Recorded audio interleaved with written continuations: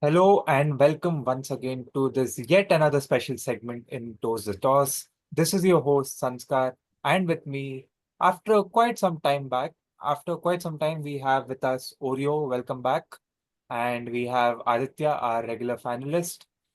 We left off in our last segment with the IPL teams down south, covering CSK, RCB, SRH, and Delhi Capitals. Today, we decided to go 180 degrees up north, that is the Northern Derby. I would say a rather unsuccessful Northern Derby, a trophyless Northern Derby. We are here today to discuss the fate of three teams, that of Punjab Kings, as they call it as PBKS, and then we have with us Delhi Capitals, DC, and we have Lucknow Super Giants, the LSG. Gentlemen, welcome to the show once again. So I think it's only fair we start off with the Punjab Kings franchise. Um, as usual, not as usual, rather, just like last episode, the format is going to be 1 minute per person about a particular team, followed by 4 minutes of roundtable conference. So who's up to take Punjab Kings? Oreo is going to take Punjab Kings. All right. Oreo, I'm going to give a countdown, and once we are up, we are good to start. And Okay. until then, let me bring up my screen real quick. Mm. Um, just let me know once visible.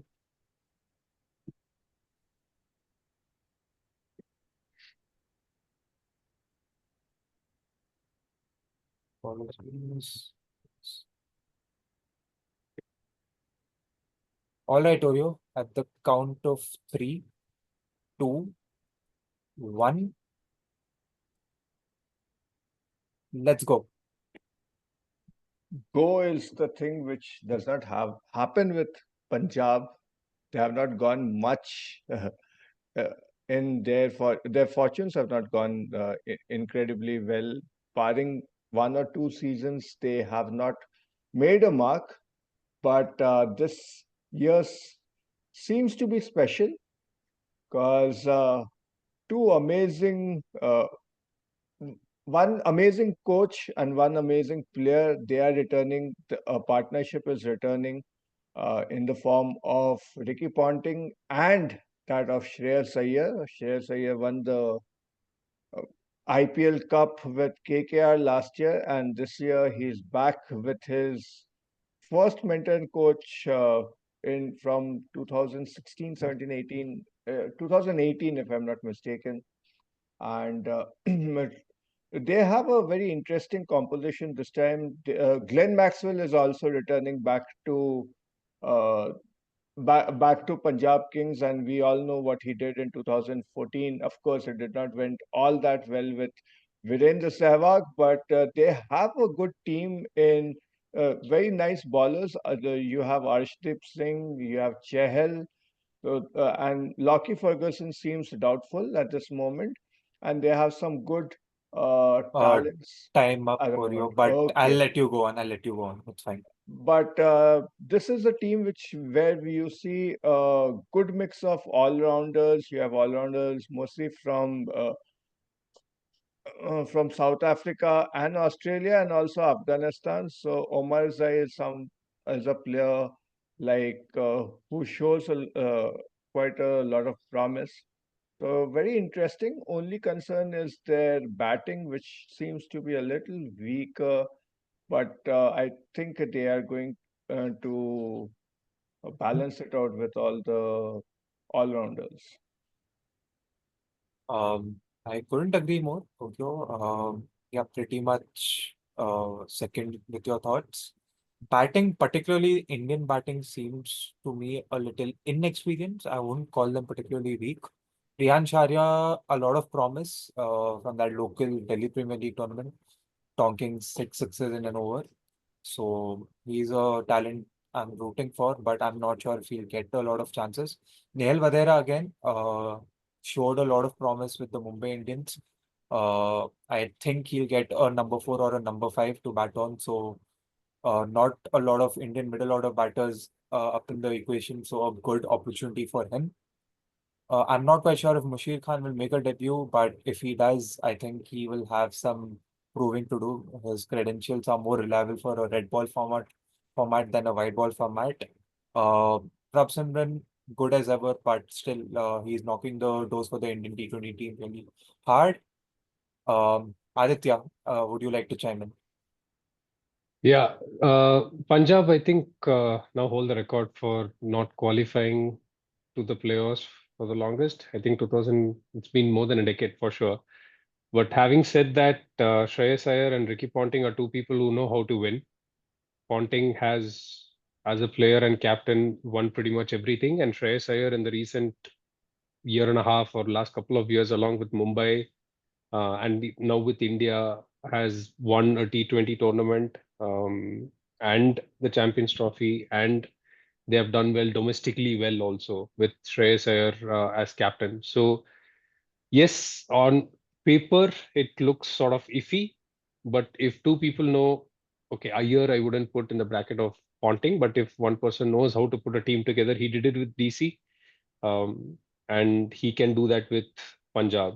So I agree, Indian batting is on the weaker side, but if Maxwell of old can turn up, we all remember what he did in that season. I think that's the last time they did actually qualify.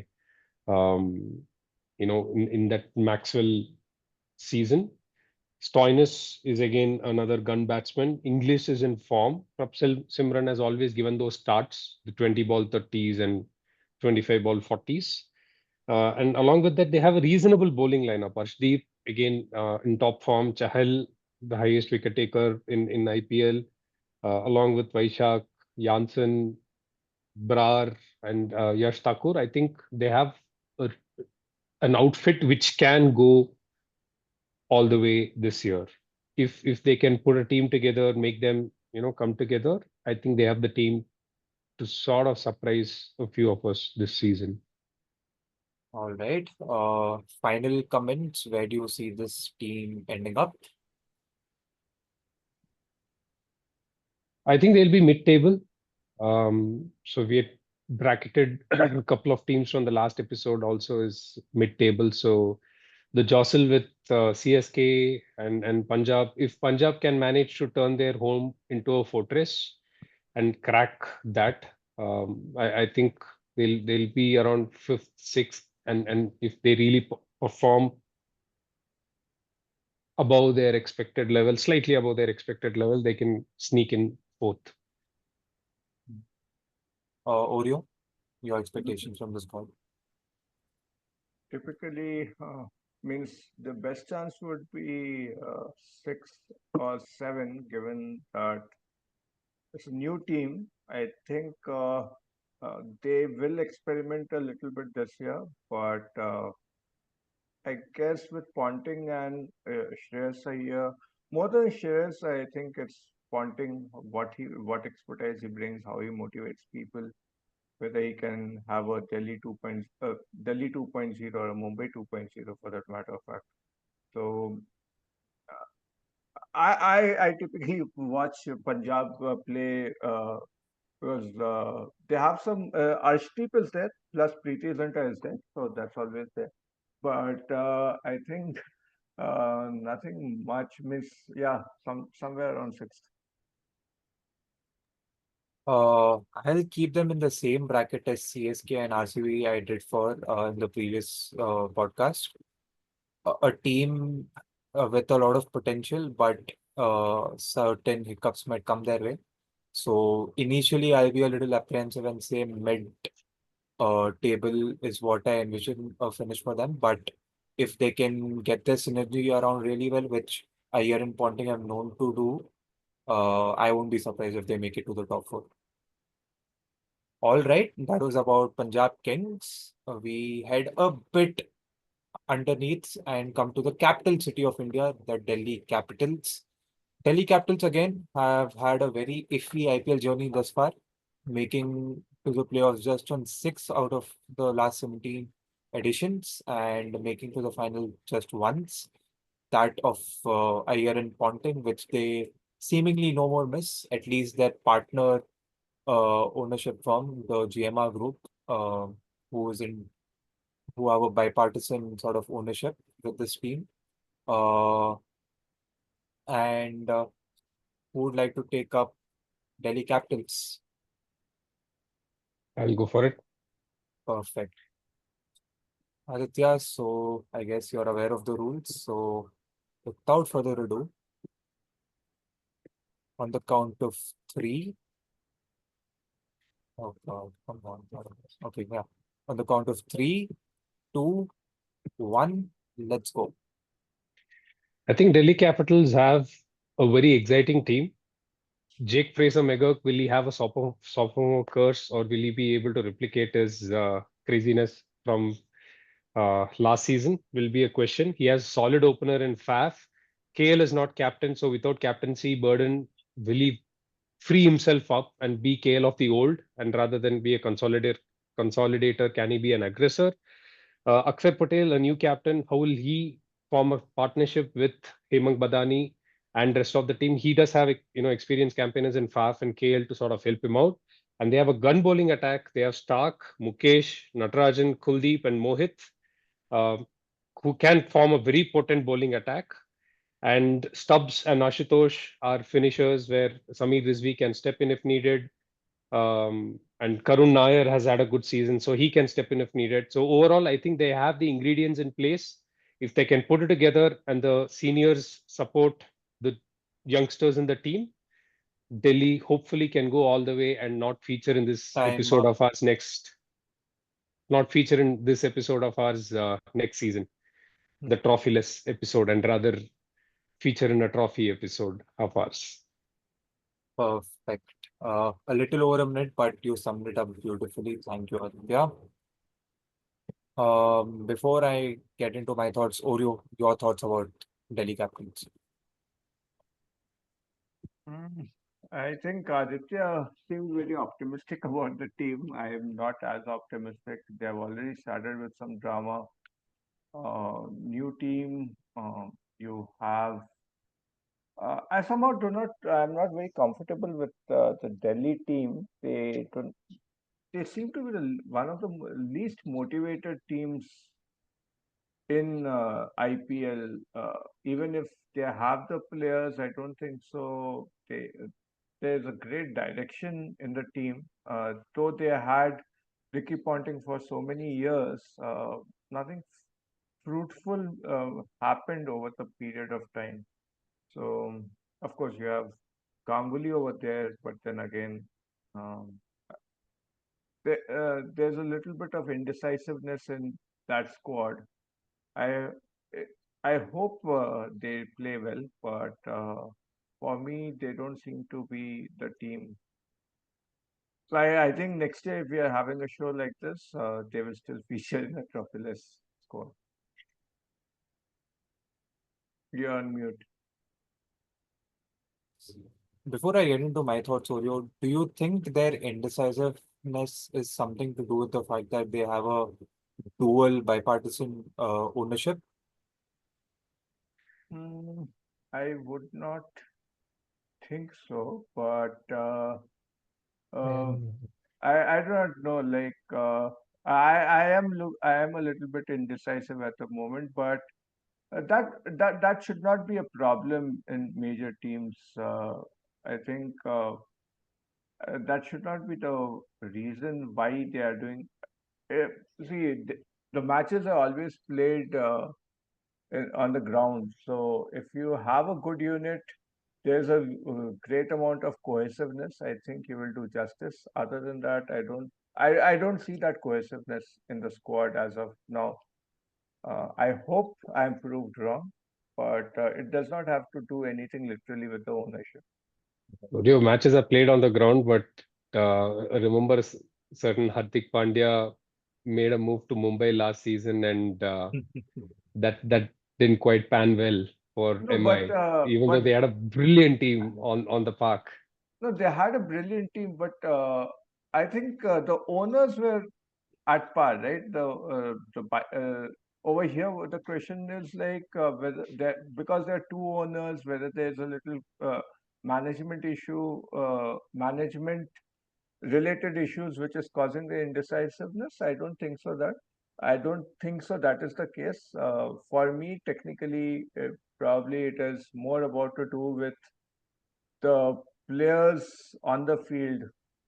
As long as they don't fight like the Mumbai Indians players like last time, I think they have a good chance to Yeah, feature in a trophy winnings Right. episode.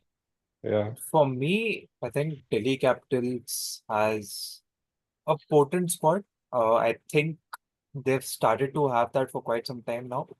Um, but I guess it all comes down to how they manage the synergy, like how they can become a sum of all parts. Somehow, Delhi has not managed that bit of jigsaw puzzle successfully over the while. Last time they did, it happened in 2020. They made it to the finals, but uh, inconsequential nonetheless. Uh, KL Rahul, I'm rooting for him. As a matter of fact, we know how brilliant he is, but hasn't just set the fire as much as one would have expected. So a big season for him. Faf, again, how much zeal and gusto does he have at the age of 40? It remains to be seen. Jake Fraser-McGurk, a stunning IPL 2024, but hasn't lit the stage on fire ever since. Karun Nair, promising domestic season. Tristan subs as well. Abhishek Koral and Aksa Patel. So Aksa Patel, I guess over the years he has gained or rather demanded the respect with his performances, being like that Sankat Mochan, as they say in Hindi, that troubleshooter for the Indian team. Um, I see a lot of promise, but how they're gonna sort of accumulate within themselves is gonna be a huge question mark for Delhi Capitals. Hemang Badani comes with a huge reputation of being a very successful coach, so I hope this turns out fruitful for them. Any final thoughts or final predictions for this team, Aditya and Oreo? I think it'll depend on KL and Faf. They need to have a good season because Jake Fraser, McGurk, and Stubbs will go for it. And they're not going. I don't think they'll have a 500, 600 run season. They'll probably have a 300, 400 run season and a very high strike rate. So you'll need somebody to hold the team together. So if KL and Faf can come good, I think they have the bowling to back it up. Oreo? I I think it will be in those 7 to 10 position teams. I don't see much hope for this squad. Like we have been almost repeating like a tape recorder. No team wins on paper, and I think on the paper they have a potent side, but again, it remains to be a question mark. My prediction will again be a mid-table, more or less similar to what Oreo predicted, maybe seventh or eighth. I'll be a little kind and say probably sixth, but I hope they can. Uh, Before I get into the next team, I want to give a huge shout out to Tejas. A warm welcome back to you after a really long time. Firstly, how have you been, and what are your thoughts for this particular IPL? Yeah, it's been a long time, no doubt. I think I was active during the last IPL season. I don't think I've been on the podcast since then. Maybe one appearance in between. No, I'm really excited for IPL. It's always more than any technical aspects of cricket. It's just festival time, 2 months. Just watch a game every single day and then just enjoy. That for me is what the IPL means. Yeah, looking forward. Should be a cracker of a tournament starting on Saturday, and RCB plays the first game. So yeah, I'm totally excited for that. Lovely. Uh, Tejas, I was actually gonna be the one talking about Lucknow Super Giants, but I would like for you to be the one to comment on Lucknow Super Giants. We have an interesting format set with us here. So you get 1 minute and sum up your entire summary about that particular team. And the moment your 1 minute is over, we'll have a roundtable discussion where we can agree or disagree. So are you up for it? Sure. Okay, Lucknow Super Giants. Hang on. We'll put a stopwatch and we'll also display the squads. So we're making it a rapid fire style. So yeah. All right, Tejas, on the count of 3, 2, 1, let's go. Lucknow Super Giants, I mean, they've been added to IPL quite recently, but they've had a consistent run. At least making 2 playoffs in 3 is not a bad way, but the momentum is not with them, especially after last season. The fallout with the owner and the captain all didn't go well, but they started the play, or rather the auction really well. They bought one of the best Indian keeper in Rishabh Pant. Someone with whom they can build a brand, for that particular team. But as the auction went on, I thought they got a little overexcited, and then in the end, if I see the squad, I see a lot of gaps, especially with the batting and that middle order, especially with Mitchell Marsh only playing as a batter, right? So there is like a problem with the balance over there, and the Time bowling up, is. time up. uh, But okay, you can continue. It's fine. And the bowling as well, right? Avesh, I hear that Mayank Yadav is injured, and Mohsin Khan, we don't know. He is injury prone as well. So there is a problem with the Indian bowling and a little bit of Indian batting in between. What they are good at is, if they're left-handers, they come to the party, then they can just change the game and win them the game in the span of 5 to 10 years. So I see this team as a mercurial team, but if it goes wrong, they can end up eighth or ninth. Or if these couple of guys have a mega season, then they'll be in contention for playoff. But I would rate at around 6.5 the whole squad, and I don't see them making to the playoffs. In other words, if it goes wrong, Rishabh Pant will be at the receiving end just like KL Rahul was. Yes, Safe to yeah, say? yeah, Safe very to safe. say. All right. Stupid. Maybe we'll see another version of that ad coming up. But I do not think so that the owner of LSG doing a Gavaskar and hugging Rishabh Pant. So that's not going to happen. He did take Kale for a dinner, and they did some, you know, drama for the Paps after the on-field spat. But anyways, getting back to the team and LSD this year. I don't think LSG will go through either. Um, if any of you are a decent bowler, I think we can apply and try to play for LSG. Their entire bowling unit is in the infirmary, as they say in my son's school. They're in Bangalore recovering from various injuries, and two of their retentions have injured, Mayank and Motion. And it was an interesting retention to start off with because both of them have known to be injured in the past. And Mayank has played, I think, 3 or 4 IPL games in his entire career so far. I really hope Mayank can connect with Pat Cummins at some time because Pat Cummins, I remember when he started his career, used to be very injury prone, and now he's like a workhorse. So if Mayank can connect and sort of get that going for him, it'll be good for Indian cricket. But definitely for this season, LSG way too many holes. Pant, I don't think has set the IPL on fire ever. He's probably going to give you around 400 runs. They don't have a 500-run bank. Puran is only the big star there. Yes, Miller and Markram. Again, Miller is more a finisher. I don't think he's the one the team can revolve around. Markram can play, the anchor, so to say, in T20, but uh, unproven in IPL so far. Marsh, again, prone to injury. He'll probably join his teammates in NCA. So, yeah, Goenka and Pant on-field drama is what I'm looking for from LSG this year. I don't see them.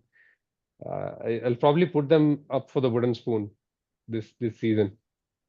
And also to think that they'll be playing in Lucknow, right? It's not such a batting friendly wickets, and their main batters, they like that when the ball comes onto the bat. So yeah, it'll be a tough one for sure. But yeah, if they can find a gear, a little, I mean, a higher gear to play on those conditions, then you never know. But yeah, I'm there with. Yeah, I if think. anybody can put a positive spin, it's an RCB fan. So Sanskar, we have all spoken about the downside of LSG. Maybe you can, give a pep talk on how they can actually go through.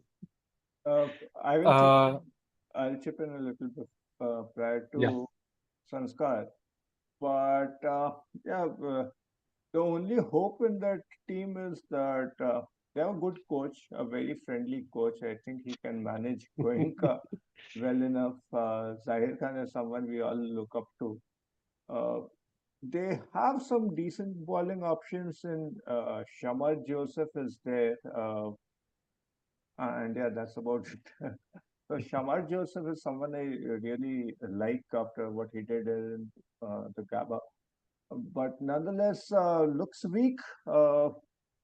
And but they have a good squad. The batters are pretty okay. Okay, like you have Makram, you have someone like Abdul Samad is there, Shehbaz Ahmed is there. I think they can chip in. They have to be an extra lucky. They do have the Lord with them now, as an injury replacement.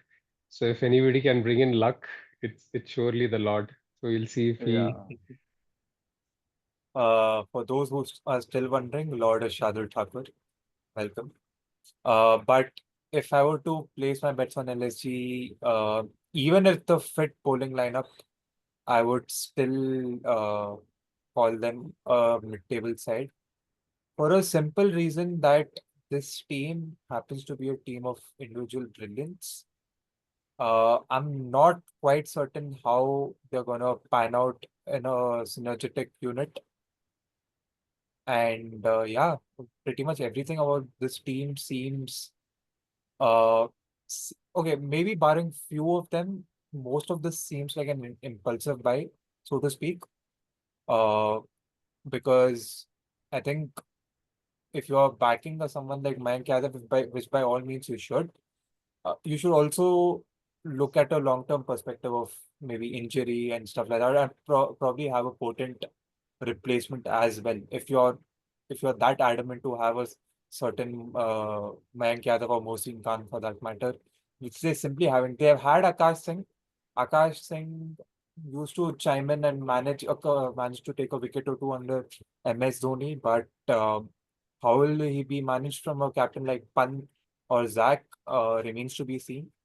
But at this point, yes, Lucknow don't seem like a side which is particularly raring to go, or a team where batters would lose their sleep upon, or a team would lose their sleep upon facing. So I would predict a 7 or 8 for Lucknow as well. I'm gonna say something controversial, which I should ideally not be saying as an RCB fan, and which Tejas might not like, but I see complete replica of RCB in Lucknow Super Giants. A very arrogant owner, like Mr. Vijay Mallya once was. No respect for captain whatsoever, and he did disrespect the great like Rahul Dravid in the first season. And a team of individual brilliance, which RCB also always had, but somehow not become a cohesive unit. I can argue that RCB have attempted to at least do that this particular season, but Lucknow doesn't inspire a lot of confidence. So, long story short, yes, Lucknow might not make it through this particular season. but Sanskar, I have a question for you. Amongst the three teams we discussed, which team seems optimistic here? Or which team you think has a good chance to qualify for the at least the Uh, playoffs? if Punjab can sort of sort the unit, I am pinning my hopes on Punjab. Soft corner for Preeti Zinta. No, no, no. If anything, I have a soft corner for Lucknow because my roots happen to be from UP, so I have a little special affinity for Lucknow. Next time you get some kebabs for us. I'm a vegetarian, I'm afraid. We are not. We are not. All right. That was an interesting segment of discussion once again. We can certainly hope that this trophyless cabinet of Northern Derby can prove us wrong and hopefully get some silverware next time when we are here talking about the sport composition. But all in all, another good episode. But thank you everyone, and thanks to Tejas as well. We certainly hope to see you and be a regular feature at our show every now and then. Thanks, Oreo. Thanks, Aditya. Thank you, gentlemen, for your time. And until next time, we'll catch up with you with the remainder three teams and the final call before the first ball of IPL 2025 is booked. Good night.